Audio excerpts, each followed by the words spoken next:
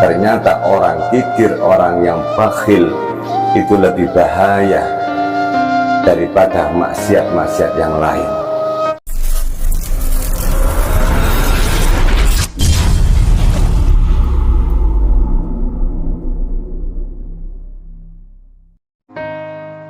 Jamaah rahimakumullah, ada suatu maqalah dari Sayyidina Ali radhiyallahu anhu, al-bakhilu ya'ishu 'isal fuqara wa yuhasabu hisabal aghniya.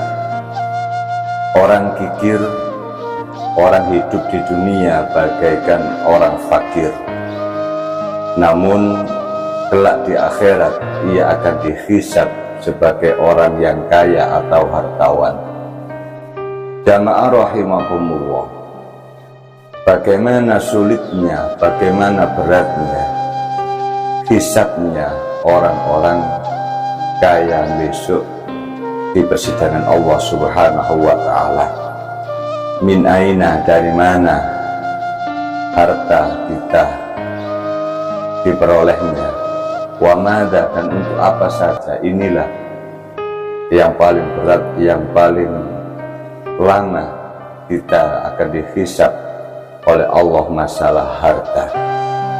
Maka maqala Sayyidina Ali radhiyallahu anhu, al-bakhilu ya'isu 'isal fuqara wa yuhasab hisabal aghniya. Orang kikir, orang bakhil hidup di dunia bagai orang fakir. Di dunia orang kikir itu seolah-olah seperti orang yang fakir miskin, seolah-olah seperti orang yang tidak mampu. Namun kelak di akhirat ia akan dihisab sebagai orang kaya atau orang hartawan. Jamaah rahimakumullah, dalam bahasa keseharian kita, orang yang bakhil atau orang yang kikir itu seolah-olah sama pengertiannya dengan yang sebenar-benarnya orang yang kaya, tapi berlagak miskin atau fakir. Seandainya dikelompokkan sebagai orang fakir, maka orang kikir tersebut, orang bakhil tersebut, maka tidak pantas. Jamaah rahimakumullah, seandainya dikelompokkan sebagai orang fakir, betul-betul tidak pantas, sebab mereka hidupnya termasuk orang yang cukup atau bergelimang harta atau orang yang berada. Akan tetapi seandainya digolongkan sebagai orang kaya, aneh orang kikir, orang bakhil tersebut setiap harinya menunjukkan tabiatnya layaknya orang yang fakir, sebab tidak peduli akan kesusahan, kesulitan orang lain. Padahal mereka orang bakhil, orang kikir tersebut mampu atau ada untuk membantu orang-orang tersebut. Orang bakhil, orang yang punya gaya modelnya seperti ini, betul-betul akan dilaknat oleh Allah Subhanahu wa ta'ala. Jamaah rahimakumullah, sebab orang-orang yang berperilaku seperti ini atau orang yang bakhil, orang yang kikir tersebut, hakikatnya bermaksud menghindarkan dirinya dari hartanya supaya tidak jatuh atau berkurang buat membantu atau menolong orang lain.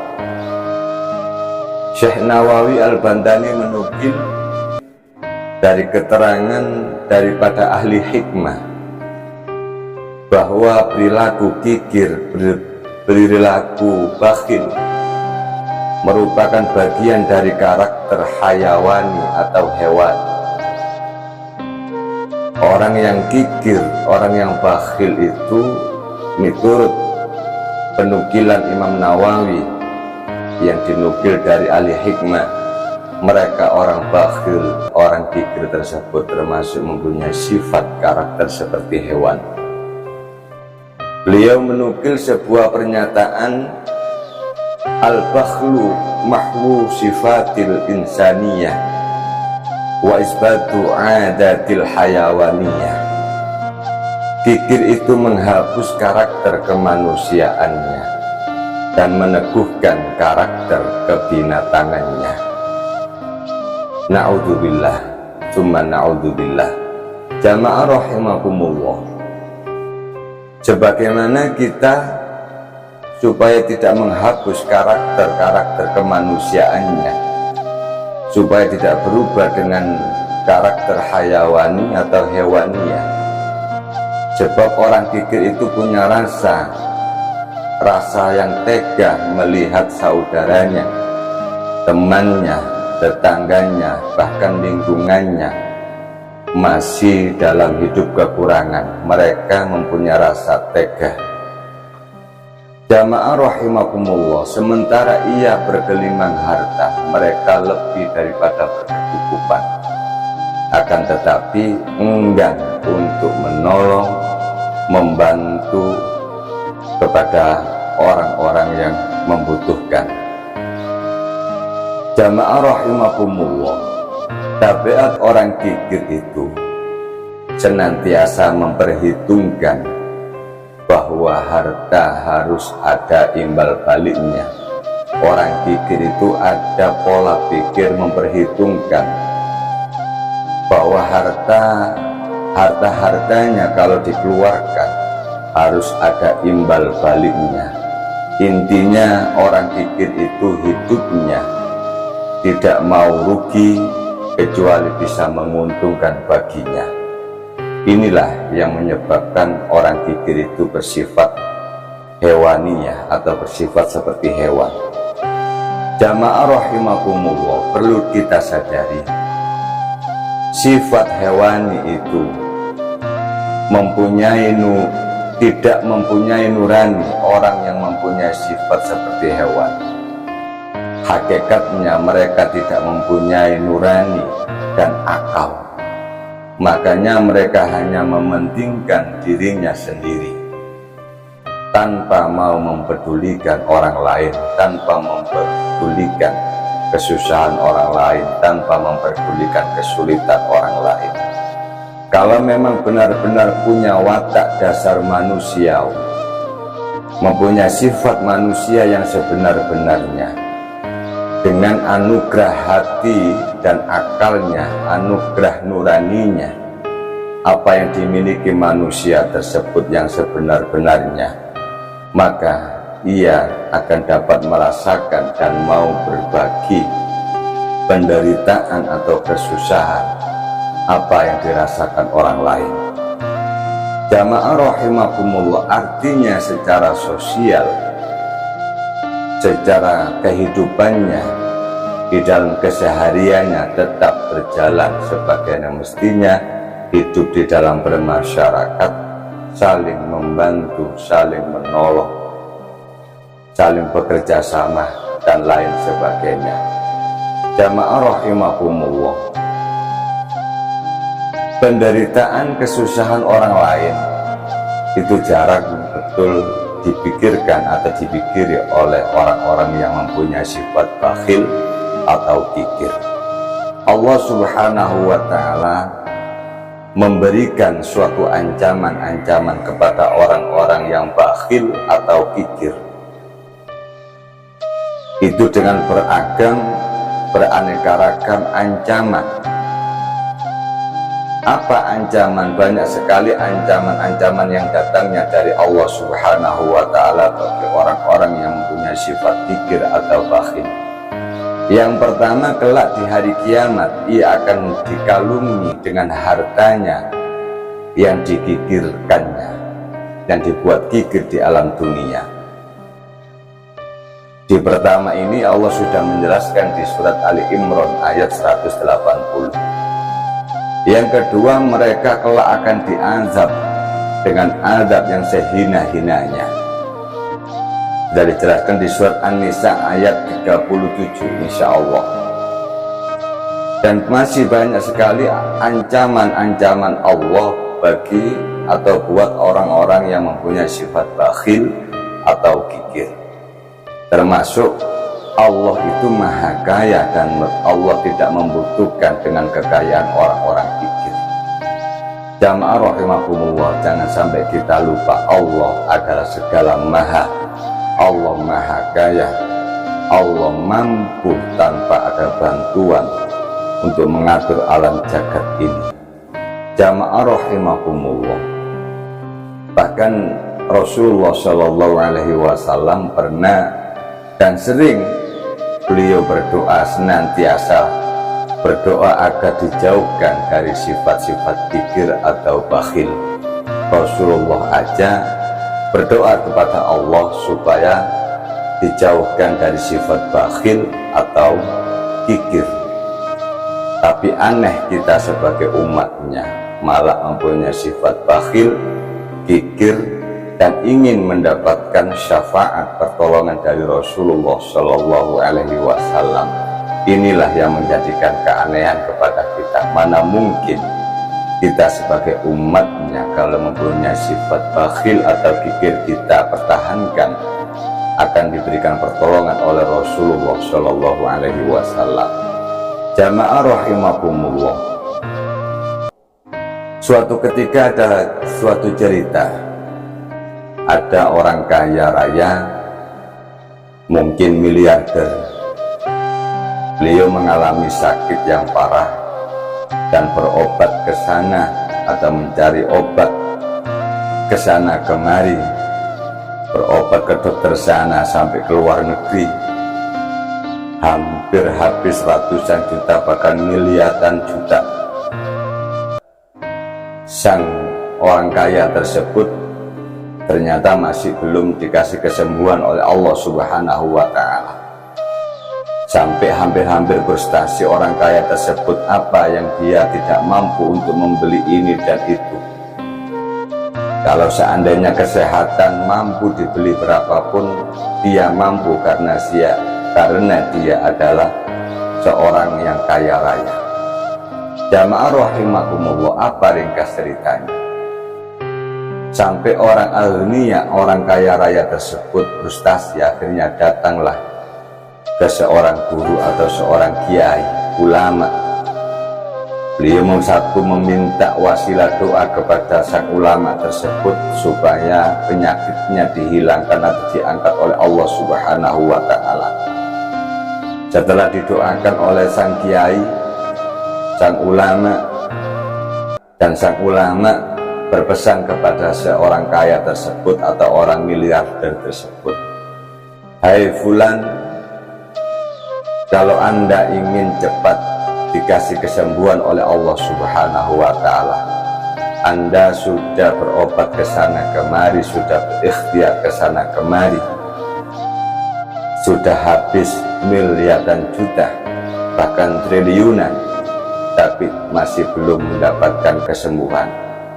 Apa pesan dari sang ulama atau sang kiai tersebut? Maka barengilah dengan nadar kepada Allah." Bagaimana nadar tersebut, ya Syekh atau sang kiai? Itu pertanyaan dari orang kaya tersebut. Nadarnya, kata sang ulama atau sang kiai, "Ya Allah, kalau saya diberikan kesembuhan, kalau saya dikasih kesembuhan dengan cepat di bulan-bulan ini, maka kami akan bersedekah, berinfak kepada masjid atau pesantren sebesar 1 triliun. Itulah nadar orang kaya yang sakit. Apa yang terjadi selama 1 bulan? Orang kaya yang sakit tersebut atau yang mempunyai penyakit yang belum sembuh-sembuh tersebut ternyata masih belum dikasih kesembuhan oleh Allah Subhanahu wa Ta'ala. Padahal sudah bernadar kalau dikasih kesembuhan oleh Allah Subhanahu wa Ta'ala akan bersedekah sebesar 1 triliun.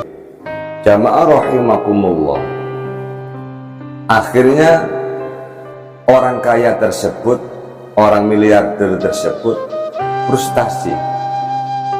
frustasi sampai mengucapkan, ya Allah, kalau di dalam 1 minggu ini Panjenengan memberikan suatu kesembuhan kepada kami, maka kami akan bersedekah membantu kepada keturunan iblis sebesar 10 triliun.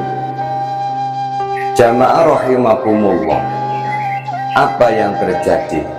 Ternyata oleh Allah Subhanahu wa ta'ala, selama proses 1 minggu, si alnia tersebut, orang kaya tersebut yang mempunyai sakit yang belum ketemu dengan obatnya, dikasih oleh Allah kesembuhan dengan kesehatan walafiat zahir wa batin.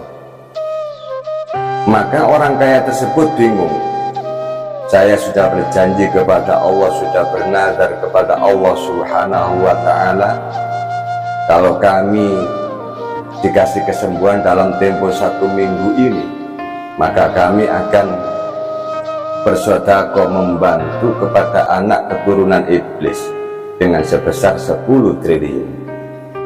Bingung orang kaya tersebut, siapakah orang-orang termasuk keturunan iblis tersebut?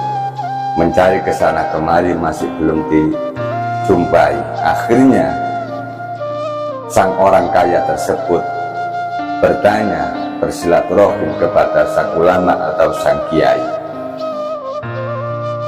Bertanyalah atau berceritalah sang orang kaya tersebut kepada sang ulama, ya guru, ya syekh, kami ini seperti itu ini. Ringkas cerita, kami bernazar kepada Allah, intinya kalau seminggu ini dikasih kesembuhan oleh Allah, maka kami akan bernazar membantu anak keturunan iblis sebesar 10 triliun. Apa kata sang kiai? Siapa sang kiai? Orang-orang keturunan iblis tersebut ingin kami ini bernazar memberi uang dengan sebesar 10 triliun. Apa jawab kiai? Kok repot-repot? Allah sudah menjelaskan, ya ayyuhalladzina amanu, termasuk innamal khamru wal maisir wal ansab wal azlam rijzum min amali syaitan. Itulah termasuk orang-orang tabiatnya keturunan iblis. Termasuk pertama orang-orang yang ahli minum khamr. Dicarilah kepada sang orang kaya tersebut. Orang kaya mencari siapa di desa itu, siapa di kota ini yang paling ahli maksiat, ahli minum khamr. Akhirnya ketemulah, ringkas cerita, ketemu kepada orang yang terkenal ahli minum khamr. Tiada hari, setiap waktu pasti minum khamr. Ringkas cerita, ketemulah sang orang kaya tersebut memberi sedekah sebesar 10 triliun kepada orang-orang tersebut, ahli khamr tersebut. Ahli khamr tersebut kaget, kenapa orang kaya ini mau membantu kami, orang pemabuk, dengan uang sebesar 10 triliun. Bertanyalah sang ahli peminum tadi, ada apa ya Tuan? Anda kok membantu saya? Akhirnya ringkas cerita, intinya kami bernazar kalau saya sembuh akan membantu orang-orang keturunan iblis. Apa kata sang khamr? Sang khamr, ahli pemabuk tersebut, marah. Walaupun Anda membantu saya 10 triliun, walaupun saya pemabuk, kalau Anda mengatakan kami ini keturunan dari iblis, maka Anda akan saya bunuh. Itulah kata orang-orang pemabuk. Artinya orang pemabuk tersebut tidak mau dikatakan sebagai keturunan iblis, termasuk tidak mengakui kalau dirinya itu orang yang jelek, apalagi keturunan iblis. Kembalilah orang kaya tersebut ternyata gagal untuk memberi uang sebesar 10 triliun kepada orang ahli pemabuk tersebut. Yang kedua, sampai ketemu dengan ahli penjudi. Dari ahli penjudi, ahli maksiat juga sama, mereka dikasih uang sebesar 10 triliun juga jawabannya sama. Sejelek-jeleknya saya, kata mereka, sehina-hinanya saya, tapi kalau saya dikatakan keturunan iblis atau pengikut iblis, saya tidak mau. Itulah kata mereka. Jamaah rahimakumullah. Tapi ternyata terakhir bingunglah sang orang kaya tersebut sampai ketemulah kepada orang-orang yang bakhil atau orang yang kikir. Ternyata apa para jamaah? Dikasihkanlah uang sebesar 10 triliun tersebut kepada orang bakhil, orang kikir. Ternyata tanpa disadari diterima oleh mereka. Padahal sudah dijelaskan, kalau yang menerima ini saya bernadar kepada orang-orang yang masuk keturunan iblis atau pengikut iblis. Apa kata orang yang bakhil atau kikir? Biarkanlah orang-orang mengatakan kami ini keturunan iblis, keturunan setan. Yang penting saya, kata orang bakhil atau orang kikir tersebut, yang penting kami bisa mendapatkan uang sebesar 10 triliun menjadi orang yang kaya. Inilah perbedaan orang kikir dengan ahli-ahli maksiat yang lain. Ternyata orang kikir, orang yang bakhil itu lebih bahaya daripada maksiat-maksiat yang lain. Jamaah rahimakumullah, apa hikmah di dalam cerita sekelumit cerita tersebut? Berbahayanya orang-orang yang mempunyai sifat kikir, sifat bakhil, melebihi daripada orang-orang pelaku maksiat, dosa-dosa yang lainnya.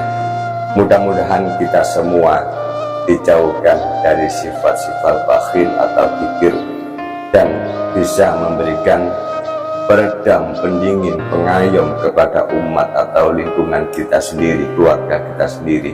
Dan mudah-mudahan kita semua diberi keselamatan oleh Allah Subhanahu wa ta'ala di dini wa dunya hatta al-akhirah. Assalamualaikum warahmatullahi wabarakatuh.